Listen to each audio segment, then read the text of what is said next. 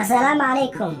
xabeebta waxa keena dhowr xaaladood oo kala duwan waxaana ugu badan oo keena dhaawac gaadha xarkaha codka sameeya ee ku jira qulaaqulshaha dhexdiisa. haddaba dhaawac ama caabuq ay qaado xubintaasi waxay keentaa in codka uu xabeeb yeesho ama codka xabeebi gasho, taasoo noqon karta mid joogto ah ama mid baabada in muddo ah kadib. hadday ku tahay marka kugu horeysay aad soo booqato Omar Oscar Official, fadlan subscribe noo saar, waxayna tahay dhiirgelin. barnaamijka xogta caafimaadka la soco maalin walba ku xirnaa Omar Oscar Official.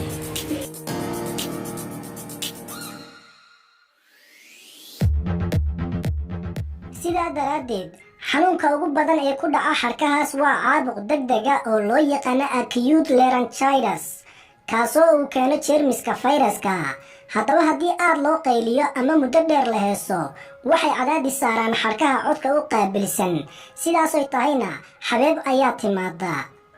waxyaabaha kale ee keeni kara xabeebtana waxaa ka mid ah laabjeexa ama gaaska, xajiinta ama cuncunka, sigaar cabista iyo shiishadda, ama inaad dhuuqdo qiiq dhaawac keeni kara, iyo cilad ka dhalanta qanjirka taroorka, iyo dhaawac ama jugaadha dhuunta, iyo cudurro la xidhiidha neerfaha oo dareenka ka tagsiiya xarkaha oo ay la shaqay waayaan sida faaliga, iyo cudurka laleemada loo yaqaano ama loo yaqaano Parkinson, iyo kaankara gasha qulaanqulshaha.